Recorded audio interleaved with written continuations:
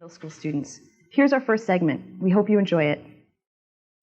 Many of you have never actually been inside the Amesbury Middle School, so we thought we'd show you around a little. Hi, I'm Ryan Smurden, and I'm here introducing the nurse in the nurse's office. Hi, I'm Greta Paulus, and I'm the new nurse at the middle school here in Amesbury, Massachusetts. And we hope you have a good year. I hope we do too. Hi, we're in the home ec room, and this is our home ec teacher, Mrs. Furlong. How you doing? Good. How are you today? Good. And this is your class? This is a 6th grade class. Hi. Hi. We rule. We're the best. Yeah. Okay. We're learning about irons today, and we're making aprons this semester. And is there going to be any cooking in this room? There will be not near the end of the semester in December. Okay. Thank you very much. Thank you. See you later. Have a good day. Hi, this is the gym lobby, and we'll be taking you on a tour of the gymnasium. Come this way. Hi, this is our gymnasium. This is where we play many sports, from basketball to gymnastics to floor hockey to volleyball.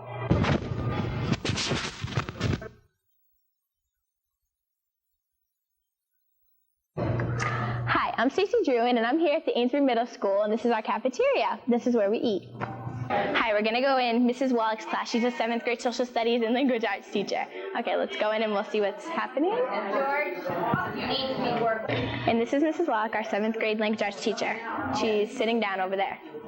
That isn't her. Hi, I'm Mrs. Wallach. I teach language arts in 7th grade. Hi, we're here in the industrial tech room, and over there we have the recycling bins we're starting at the Amesbury Middle School.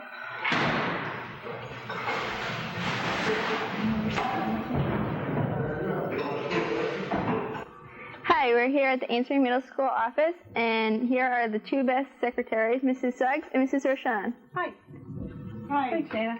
This is the wall we made with tiles in the 1992-93 year, and lots of students designed their tiles with Mrs. Olson. She came in and volunteered to help.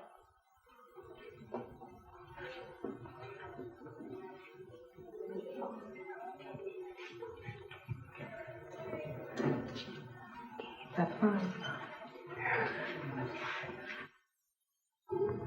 Hello, I'm Stacey Druin, coming from the Amesbury Middle School, and I'm interviewing one of our new teachers. She's a language arts teacher for 8th grade, Mr. Bessie. Hi. Okay, I'm going to ask you a few questions about working kids. Okay. Who are your role models in life? My role models in life, I would say, would be most importantly my parents, because they were the ones that had to bring me up and show me right from wrong. I think they've done a pretty good job with that, and I do really appreciate that from them. And I would say also probably past teachers that I've had. Okay, that's good.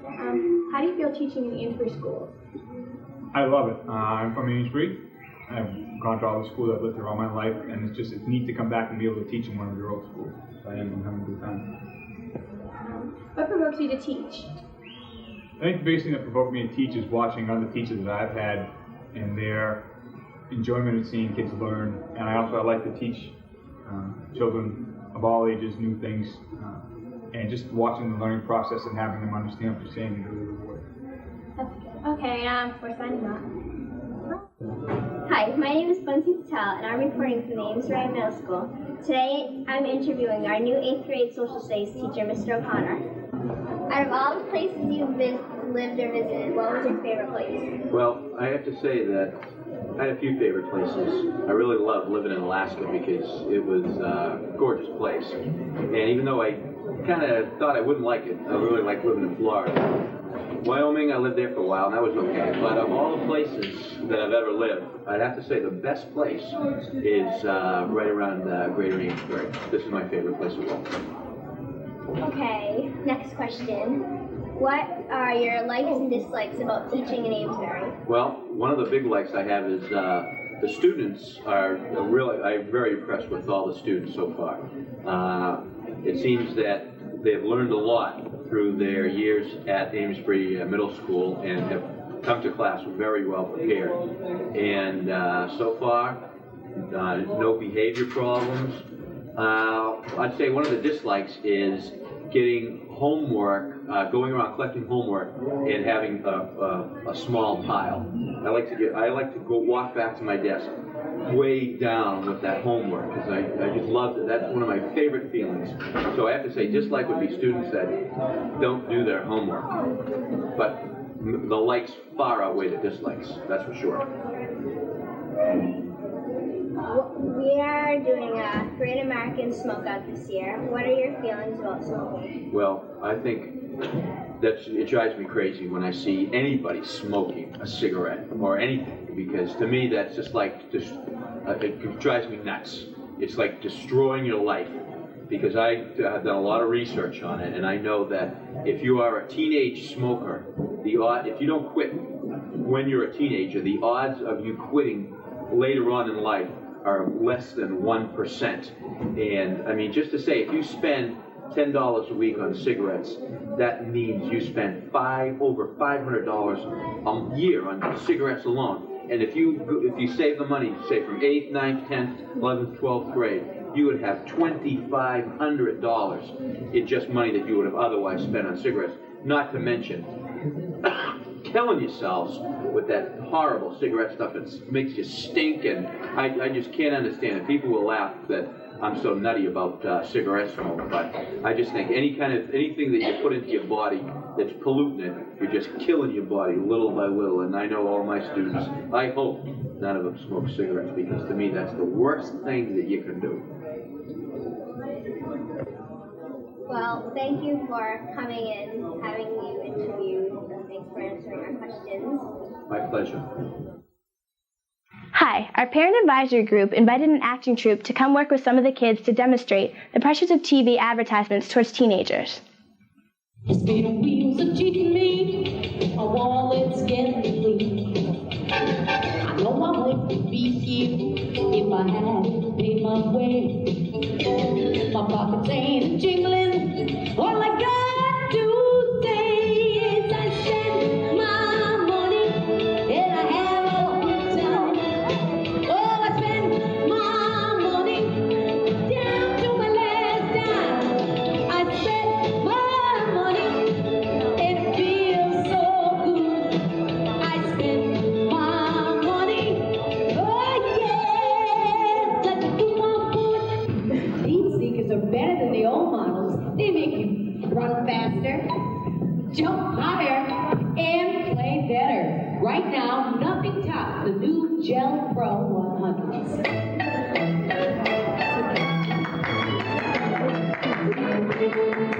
Tim? What is snowmobile, Mike? No, Amanda. New and improved Gel Pro sneakers. That's absolutely right. $100 more, Amanda. Thank you. These two ladies have discovered the importance of looking their best with sexy hair. The hairspray with that undeniably desirable look. Have you seen Kristen lately? She's so pretty, except for that hair of hers. You're right, without the silky shine of sexy hair, she'll never have the desirable look. Or a boyfriend.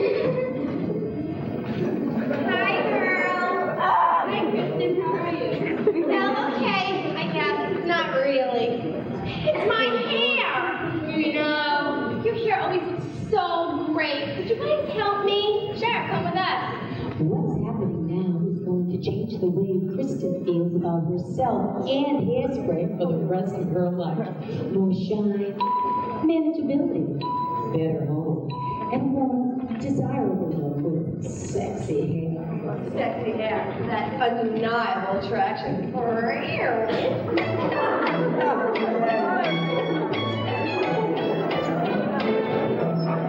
Tim? What is snowmobile, Mike? No. Stacy? What is sex appeal? Sex appeal for sexy hairspray. That's absolutely right. Show her Hannah. Okay, Stacy, select to end round one. We know how important it is to fit in with our peers during our school years. The last thing anyone needs is an inopportune blemish. With this in mind, we have 2 volunteers to participate in a test using Clear It Up and its closest competitor. I was asked to use for an X-medicated skin cream for a month to see if it would execute any pimples I got. Oh, it didn't work very well. No one asked me out. I used Clear It Up for a month, and now my skin is blemish free, and I have all the friends that I want. Hey, your face looks great. You want to go out Saturday night? Sure. Whoa, stallion. What about me?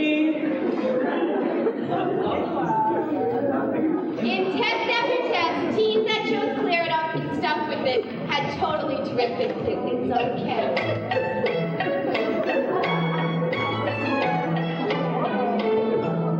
Tim? What is Harrison? The shuttle landed. Our little space cadet got one right. There you go. There's a note for Tim. Okay. We're here on the street trying to find out why everyone is watching Amesbury 01913. Hey, can I ask you guys something? Yeah, sure. All right. Do you watch Amesbury 01913? Uh-huh. You bet. Every week. Do you mind telling me why? I want to know if John and David are getting back together. I want to know if Brandon and Kelly are going to stay together. I want to know if Steve will ever get it together. Well, it does sound like a very exciting season this year. Is there any other reason why you guys tune in each week? I watch because she watches it. I watch because he watches it. I watch because everybody watches it. Well, there you have it. Amesbury 01913. The show we'll all be watching this season.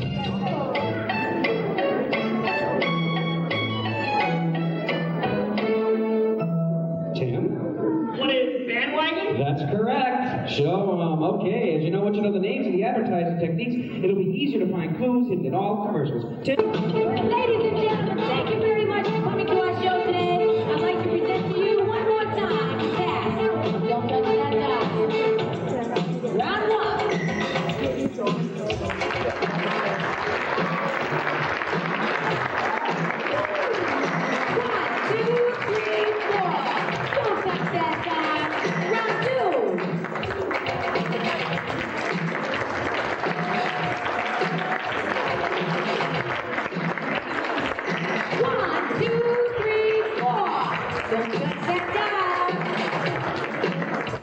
Hi, the 6th grade students are studying Egypt, and we invited an Egyptian speaker named this morning to talk about Egyptian agriculture and artifacts. New England rains quite a bit, doesn't it? And because of all the rain that we have plenty of water for any purpose we might want. Out in Death Valley in California, it only rains about 2 inches a year. But even with 2 measly inches of rain, they can still sustain lots of life. In the Egyptian desert, in ancient times, it rained very close to 0 inches a year, and there was a saying in Egypt, if it rained for 5 minutes a year, it was a great year for rain. And that's not very much rain. Sometimes 2, 4, even 6 years could go by without a drop of rain falling from the sky. And because it was so dry, people in ancient times had to be very careful about their skin. So the ancient Egyptians, and I'm talking about both the men and the women, they had to oil their skin every day. Because if they didn't oil their skin, they would tend to dry, crack, break, even bleed.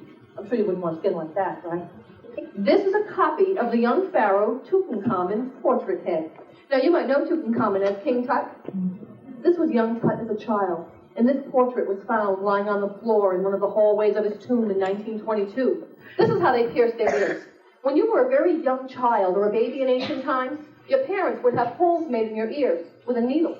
And then as you grew up, larger and larger earrings would be placed through the ears until, by the time you were an adult, the hole in your ear was about the size of a pencil. You can see King Tut's, about as wide as a pencil. You can see King Tut's holes are pretty large. You could probably stick your little finger right through the hole in your ear. And although these look like pretty gross holes by American standards, don't they? Yeah. By African standards, these were very simple and delicate holes because there were other African cultures who hung big weights on the ears and created really large holes. The Egyptians didn't do that. This was considered pretty delicate. If Ronnie were living along the Nile River 3,000 years ago, and he were wearing a necklace that looked like this one, he would definitely be nobility, very high up in society. Because the amount, I'm sure that would have been the case, right, Ron? Because I'm sure the amount of gold that's in this necklace would not be available to an ordinary person in society. You would have to be very rich and very important to have a piece of jewelry like this. Hi, we thought it would be interesting to see what movies and videos 8th graders like. My name is Bunty Patel from the Amesbury Middle School. These are the 8th grade top 10 groups. Number 1 is Green Day. Number 2 is Grateful Dead. Number 3 is Bon Jovi. Number 4 is the Beatles. Number 5 is Led Zeppelin. Number 6 is the Beastie Boys. Number 7 is Offspring. Number 8 is Boiler Room 6. Number 9, The Doors. And number 10 is The Eagles. The 8th grade top 10 movie list is number 1, Menace to Society. Number 2, The Crow. Number 3, Dazed and Confused. Number 4, Speed. Number 5, Forrest Gump. Number 6, Juice. Number 7, Reality Bites. Number 8, Poetic Justice. Number 9, The Doors. And number 10, Son-in-Law. Here's our editorial segment. This month, in honor of the Great American Smokeout, a 7th grader will talk about the dangers of teenage smoking. Hi, I'm Mike Kligerman. I'm from the Amesbury Middle School. This is my editorial I did based on a survey that we took on smoking. Did you know that about 10% of all middle school students have at least tried tobacco by the age of 12? Smoking is the most preventable cause of death. You know, it can give you emphysema and lung cancer and all that. But did you know that smoking kills about 400,000 people each year? Smoking is like burning money. In fact, smokers use about $18,000 each year just on cigarettes, not including matches and lighters. Imagine what you could do with all that money. Smoking gives off a terrible odor that others have to smell. Did you know that about 50,000 people die each year from secondhand smoke? Although there are Surgeon General warnings on cigarette packages, it's only about half or not even half the size of the name on the package. Smoking must be the most disgusting habit known to man. No good comes from smoking. If you don't smoke, don't start. If you quit, good for you. If you smoke now, quit.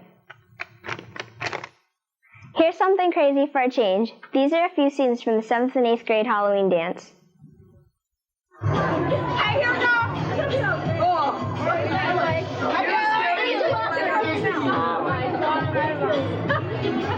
I pressed it. Oh, we gotta go from the bottom up.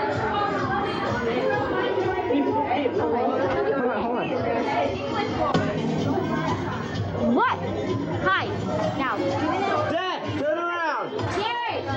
Dad, would you say a few words for the people? No? Okay. Roar.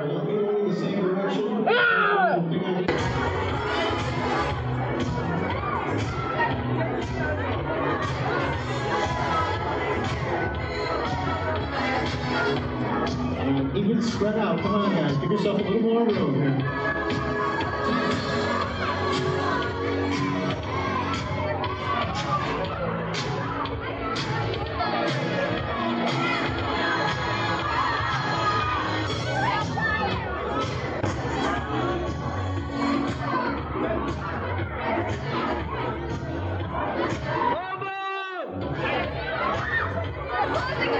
I'm a paparazzi!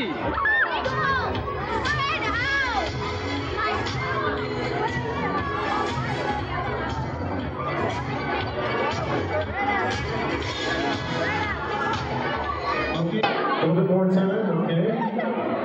Andy, show us some light! Give those judges just a couple more minutes, please.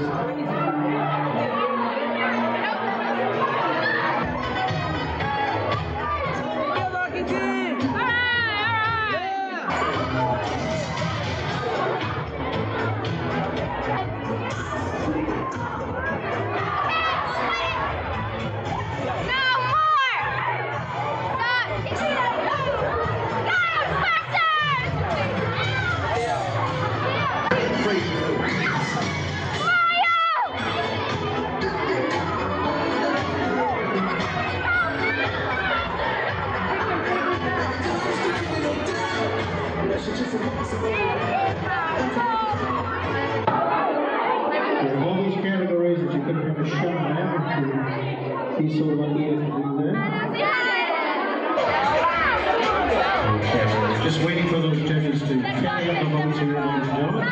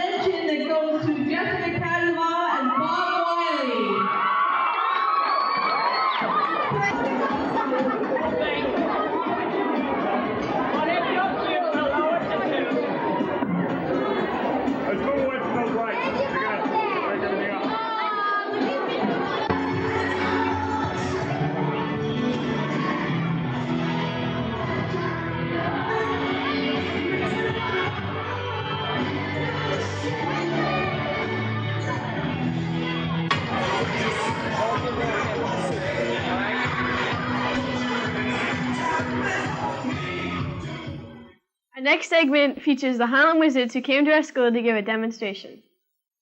You must keep your eye on the ball. Don't let it fall.